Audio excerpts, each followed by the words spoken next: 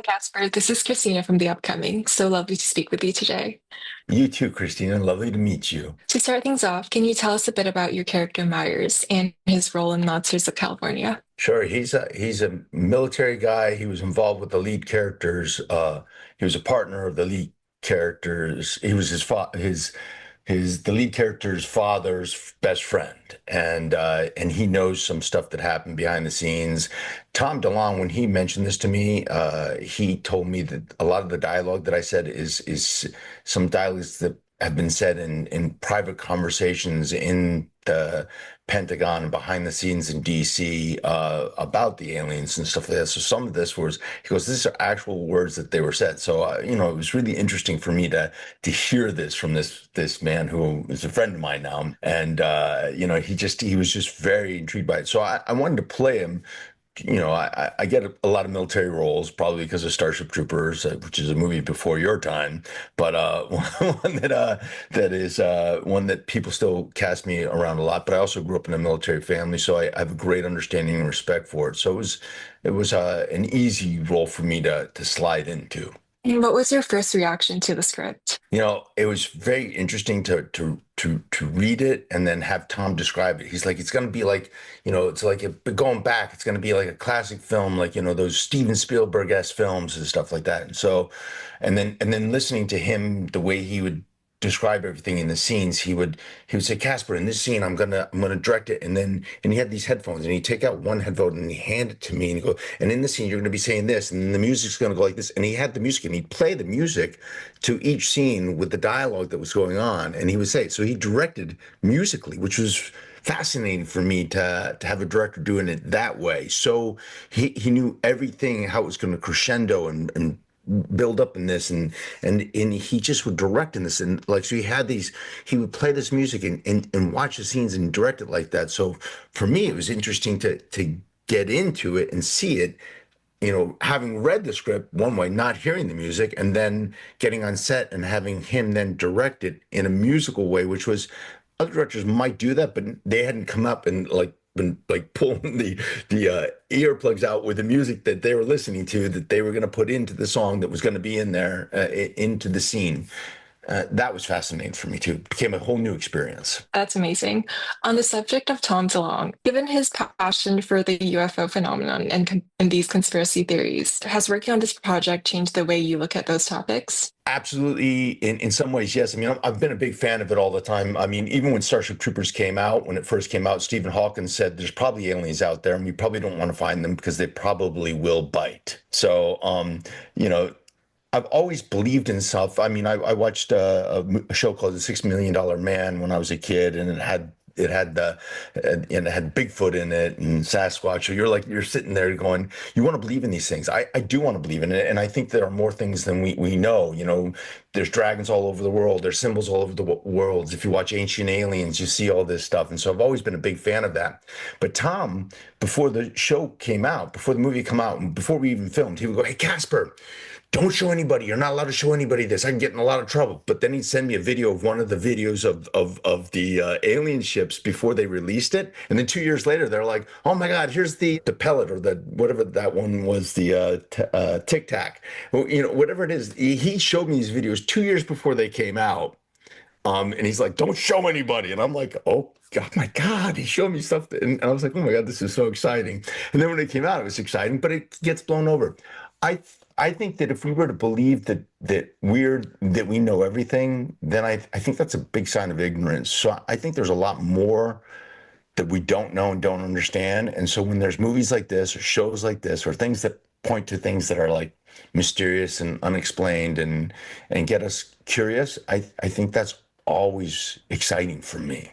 And so I am a believer. I'm a believer because I read books and I read literature, and so I know that there's things out there, and they find things that they're later like, "Oh my God, we didn't even know this species of humans existed before." Different things that come out in the news, and also I sometimes go with some skepticism too, because we just have to.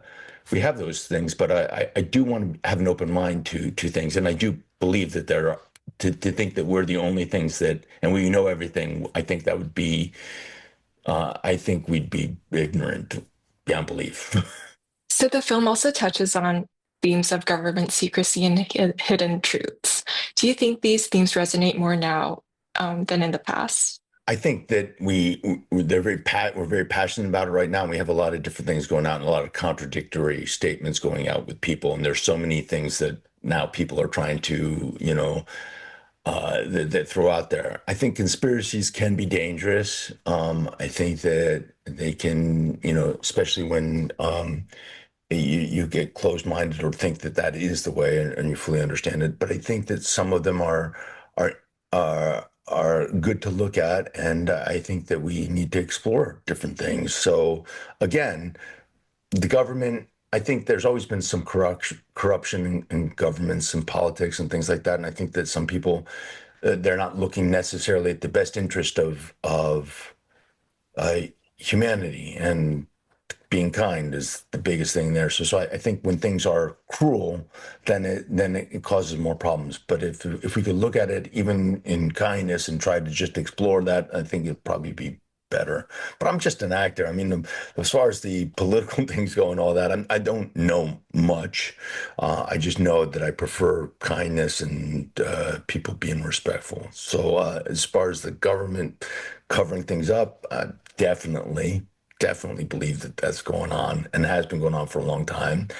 And right now, I feel like when people try to close us from being educated, then I think that is scarier to me. And what was the most exciting aspect on working on this film? Becoming friends with Tom DeLonge was a great gift for me. I mean, I'm a fan of him, and just seeing the way he directed musically. I've worked with some great directors, Paul Verhoeven, who's directed some incredible films, Starship Troopers, RoboCop, and I mean, even some of the films that people don't necessarily know, like Black Book, and he's incredible. And Robert Rodriguez is incredible mind, and Tim Burton, just phenomenal to work with. All these people are very thorough and very creative. Tom's a different. Very creative in this way too, but with the music that way was very interesting. And Robert Rodriguez always had a guitar on set too, but it's interesting to see the way these people work. But I'd say the greatest gift I got out of it was getting to experience that being directed musically like that, and just his friendship. So And were there any moments that challenged you as an actor? it was we were still in COVID while we were filming. And I just had to go out to LA, and the flights were very empty, but you had to be on planes with all these protections. And then when you had to get out there, you had to be separate from everybody. So there was masks on, and there was a lot of separate things. So I think that the challenges of that going into something like that were, more difficult. And I feel like that had been challenging for him. But, he was very open to suggestions and full of ideas. And so creatively, I played in the trumpet and jazz band when I was a kid growing up. And so I learned to read music, and I played different instruments. And so I could read music. So when I got to hear him direct this way, it's fascinating because it brought up those memories, those core memories from me, and then I could see how he could say it when he was directing it, and it just felt different. So it brought up like a core memories in me, and then the way he would describe the movies, it was just. It was so exciting. It was a lot of fun to be around somebody like that. I hope he gets to direct more because he's very talented that way.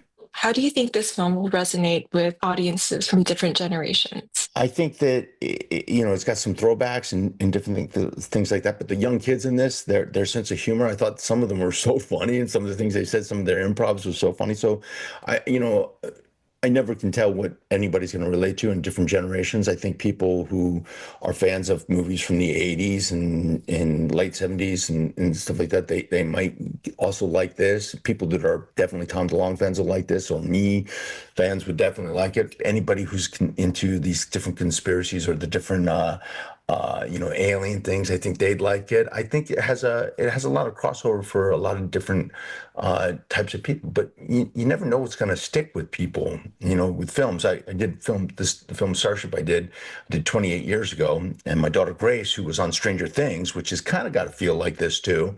She was born during Starship Troopers. I see that people resonate to something like that, and this has kind of feels like like could be like Stranger Things, but also like Steven Spielberg films from back in the day too. So there's a lot of throwbacks and compliments to today's day and age. And then the music is just, it's done by a musical genius. So he is one. So I think there's a lot of different things that could attract people. And what was your first reaction to seeing the finished film? I just thought he did a great job. And, you look at that and you're always like, hey, if this guy gets a chance to do more, it'll be exciting. So I liked it. I thought it was fun. I wish I had a bigger part. I'm an actor. I'm always going to want that. And I want to see more from him. So when you see something, you want to see more from the director, that's kind of a cool feeling too, especially when you're in it and then you want to see more from him. On the subject of improv, was there a lot of improv on set, or was it more by the book? I think there's some kids that were improving. There's one actor in particular that was improving a lot. I'll let Tom be the one to talk about that because he was the one that directed the kids, and he told me about some of that, and he told me some of the things going on, and so they did do some of that. And for me, I didn't have too much improv because I was doing lines that were. Said by these military guys and these alien investigators and just so my lines were more like, oh, somebody, this was actually said, Casper, in this, and I had to get special permission to get it released now in the film because it hasn't been released yet. Of course, it got released. Some of it got released then, but I mean, I was actually saying things that, people had said. So I wanted to be true to that. So I think your interpretation of how you say it, the way you say it is always I guess, improvisation that your interpretation no more than in the improv. The improv with the actors, the other actors did have some lines that they said and did that were different. So I heard about that, but I wasn't there to direct it or see it. That'd be Tom or those actors themselves. What do you hope audiences take away from this film? Well, I hope people have fun. The thing about movies is you never know what they're going to take. You never know what they're going to get from a movie and how it's going to inspire them or move them in what ways. I hope just it resonates with people and gives them something to look at. I mean, I go on a film I did, the Starship Troopers movie. I have different people come up to me and say that inspired me to join the military, or that it's the last film I saw of my father. I connected with him before he left, or I love the satire in that, or I became an actor because of that. So whatever it is that's going to draw people to this film, whatever they get from it, I'm just looking forward to hearing about it from them. And if anything in it means something to them, I want to. Then I feel there's a sense of, oh my God, there's just so much more to this than just like, you're just a piece in the puzzle or a part of the painting when you're doing this. And so if somebody ever comes to go, they were inspired by your piece in that, that's kind of cool too. But for the film, it's going to be individuals with whatever they resonate. I can go back.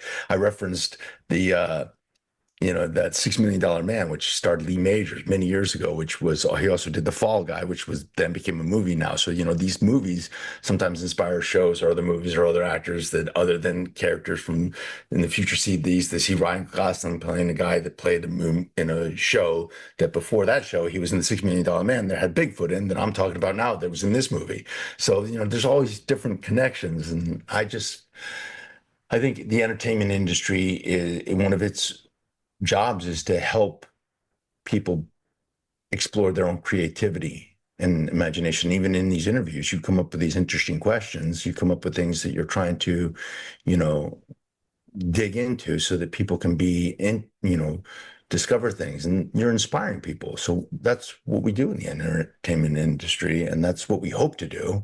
And if it does have that effect, then great. And if not, well, at least we're trying and having fun and playing. Thank you. Thank you so much. Thank you.